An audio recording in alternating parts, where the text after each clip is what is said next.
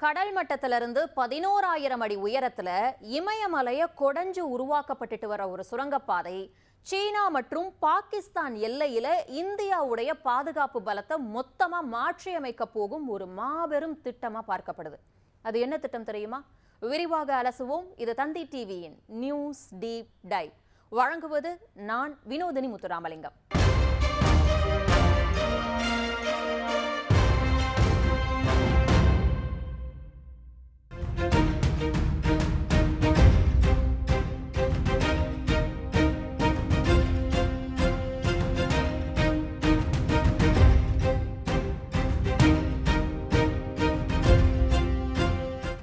இந்தியால ஒரு ஆபத்தான மலைப்பாதை இருக்கு.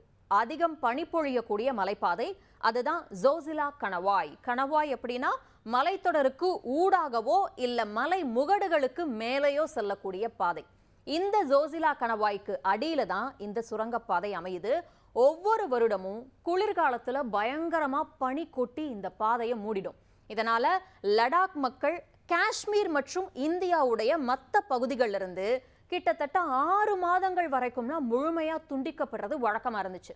6 மாதங்கள் சுத்தமா தொடர்பே இல்லை அப்படின்னா உணவுப் பொருட்கள், எரிபொருள், மருந்துகள், ஏன் இராணுவ பொருட்கள் கூட போக முடியாத அளவுக்கு சிரமம் ஏற்படும். இந்த பிரச்சனைக்கு ஒரு நிரந்தர முடிவு கட்டத்தான் இந்த சுரங்கப்பாதை கட்டப்படுது.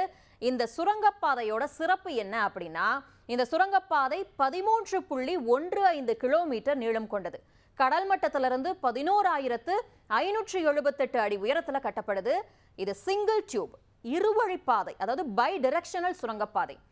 இப்ப சிங்கிள் டியூப் அப்படின்னா பொதுவா பெரிய சுரங்கப்பாதைகள்ல பாத்தீங்கன்னா வண்டிங்க போறதுக்கு ஒரு தனி சுரங்கமும் வர்றதுக்கு ஒரு தனி சுரங்கமும் 2 தனித்தனி சுரங்கப்பாதைகள் இருக்கும். ஆனா இங்க ஒரே ஒரு பெரிய சுரங்கப்பாதை மட்டும்தான். இது இருவழிப்பாதை, அதாவது ஒரே ஒரு சுரங்கத்துக்குள்ள வண்டிங்க போறதுக்கு ஒரு வழி இருக்கும், அதே சமயம் எதிர்பக்கத்துல இருந்து வர்றதுக்கும் ஒரு வழி இருக்கும். இங்க ஒரு முக்கியமான விஷயம் இருக்கு. கடல் மட்டத்திலிருந்து 11,578 அடி உயரத்துல இந்த மாதிரி ஒரே ஒரு சுரங்கத்துக்குள்ள 2 பக்கமும் வண்டிங்க போற மாதிரி கட்டப்பட்டிருக்க சாலை மார்க்க சுரங்கப்பாதைகளையே இதுதான் உலகத்திலேயே மிக நீளமான சுரங்கப்பாதை அப்படிங்கிறது நமக்கு கிடைச்சிருக்கக்கூடிய பெருமை. இது ஸ்ரீநகர், கார்கில், லே நெடுஞ்சாலையோட ஒரு முக்கிய பகுதியா பார்க்கப்படுது. இந்த சுரங்கப்பாதை காஷ்மீர்ல இருக்கக்கூடிய பால்டால் அப்படிங்கிற இடத்துல இருந்து ஆரம்பிச்சு லடாக்ல இருக்கக்கூடிய மீனாமார்க் வரைக்கும் போகுது. இந்த மொத்த ப்ராஜெக்டோட மதிப்பு எவ்வளவு அப்படின்னு பாத்தீங்கன்னா கிட்டத்தட்ட 6,809 கோடி ரூபாய். இதுல 17 கிலோமீட்டர் நீளமுள்ள இணைப்பு சாலைகளும் இருக்கு. ஆனா இந்த சுரங்கப்பாதையை கட்டுறது மிக மிக கடினமான வேலை அப்படின்னு சொல்லப்படுது. ஏன்னா இது சாதாரண மலை கிடையாது. இமயமலை அப்படிங்கிறது ஒரு இளமையான மலைத்தொடர். அங்க இருக்கக்கூடிய பாறைகள் நிலையா இருக்காது, எப்ப உடையும் அப்படின்னு தெரியாது. ஒரு இடத்துல பாறை கடினமா இருக்கும், அதுக்கு பக்கத்திலேயே மண்ணோட இருக்கும் குறைவா இருக்கும். இப்பதான் அது வளர்ந்துகிட்டு இருக்கு, அதாவது முதிர்ச்சி ஆகிக்கிட்டு இருக்கு. இதை சமாளிக்கிறதுக்கு NATM, new Austrian tunnelling method அப்படிங்கிற புது டெக்னிக் பயன்படுத்தப்பட்டிருக்கு. இது மலைக்குள்ள சுரங்கம் தோண்ட உலகத்திலேயே ரொம்ப ஃபேமஸான ஒரு அதிநவீன தொழில்நுட்பம். NATMல அந்த மலையோட சொந்த பலத்தையே பயன்படுத்தி அந்த சுரங்கத்தை உருவாக்குவாங்க. சுரங்கத்துக்குள்ள சென்சார்களை பொருத்தி பாறைங்க லேசா நகருதா, ப்ரெஷர் அதிகமாகுதா அப்படின்னு 24 மணி நேரமும் கண்காணிச்சுக்கிட்டே இருப்பாங்க. அந்த மலையோட அந்த பிஹேவியரை இதை வச்சு புரிஞ்சுக்குவாங்க. சென்சார் காட்டக்கூடிய ரீடிங்கை வச்சு பாறை ரொம்ப ஸ்ட்ராங்கா இருந்தா கம்மியான சப்போர்ட் தருவாங்க, பாறை ரொம்ப லூஸா இருக்கு அப்படின்னா இன்னும் அதிக ராடுகள் அடிச்சு பலமாக்குவாங்க. லடாக்குக்கு இந்த சுரங்கப்பாதை ரொம்ப அவசியம். ஏன் அப்படின்னா ஒவ்வொரு குளிர்காலத்திலையும் பனி ஃபுல்லா கொட்டி ஜோசிலா கணவாய் மூடிடும். சாலைகள் ரொம்ப ஆபத்தாகிடும், போகவே முடியாது, பயணம் செய்யவே முடியாது. அந்த இடத்துல அத்தியாவசிய பொருட்கள் கொண்டு போறது ரொம்ப கஷ்டம். இந்த சுரங்கப்பாதை வந்தா எல்லாமே மாறிடும். வானிலையை பத்தி கவலைப்படாம வருடம் முழுக்க வண்டிங்க மலைக்குள்ள போயிட்டு வரலாம். இதனால உணவுப் பொருட்கள், எரிபொருள் கரெக்டா கிடைக்கும், மருத்துவ வசதி உடனே கிடைக்கும். மாணவர்கள், வேலைக்கு போறவங்க ஈஸியா டிராவல் பண்ணலாம். சுற்றுலா பயணிகளுடைய வருகையும் அதிகமாகும்.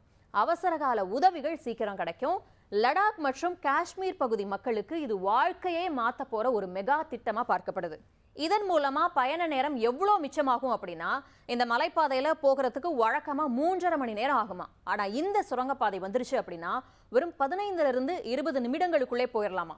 இதனால பெட்ரோல், டீசல் மிச்சமாகும், பொருட்கள் சீக்கிரம் போய் சேரும், எமர்ஜென்சிக்கு டக்குன்னு போயிடலாம். இந்திய ராணுவத்துக்கு இது ரொம்ப முக்கியமா பார்க்கப்படுது. லடாக் பகுதி சீனாவுடைய எல்லைக்கு, அதாவது LAC லைன் ஆஃப் ஆக்சுவல் கண்ட்ரோலுக்கு பக்கத்துல இருக்கு. அதாவது இந்தியாவுக்கும் சீனாவுக்கும் நடுவுல இருக்கக்கூடிய எல்லைக்கோடு. பொதுவா 2 நாடுகளுக்கு நடுவுல எல்லை இருக்கு அப்படின்னா 2 நாட்டு அரசாங்கமும் ஒண்ணா உட்கார்ந்து பேசி மேப்ல கோடு வரைஞ்சு இதுதான் பார்டர் அப்படின்னு ஏத்துப்பாங்க. ஆனா இந்தியாவுக்கும் சீனாவுக்கும் நடுவுல அப்படி ஒரு தெளிவான பார்டர் அக்ரிமெண்ட் இன்னும் ஆகல. 1962ல இந்தியா சீனா போர் நடந்து முடிஞ்சப்போ எந்தெந்த ராணுவம் எந்தெந்த இடம் வரைக்கும் வந்து நின்றுருந்தாங்களோ அந்த இடத்தையே தற்காலிக எல்லையா மாத்திக்கிட்டாங்க.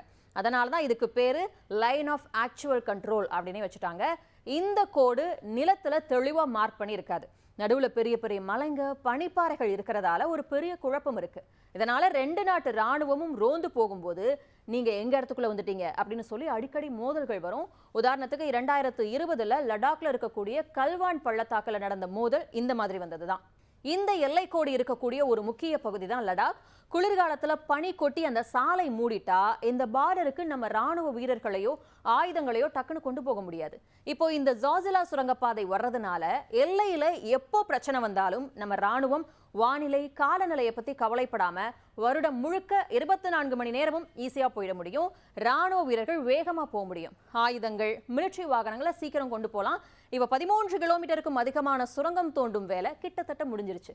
நிர்ணயிக்கப்பட்ட காலத்திலிருந்து 6 மாதங்களுக்கு முன்பாவே இந்த பணிகள் முடிக்கப்பட்டிருக்கு. ஒட்டுமொத்த பணிகள்ல 85% நிறைவடைஞ்சிருக்கு. 2028 பிப்ரவரியில இந்த ஜோஜிலா சுரங்கப்பாதை பொதுமக்கள் பயன்பாட்டுக்கு திறக்கப்படும் அப்படின்னு எதிர்பார்க்கப்படுது. ஆக எந்த கடுமையான குளிர்காலமும் இனி இந்திய ராணுவத்தை முடக்க முடியாது. இது லடாக்குடைய பொருளாதார வளர்ச்சிக்கான பாதை அப்படின்னு ஒரு பக்கம் இருந்தாலும் இந்தியாவை பாதுகாக்கும் ஒரு இரும்பு கவசம் அப்படின்னு சொல்லலாம்.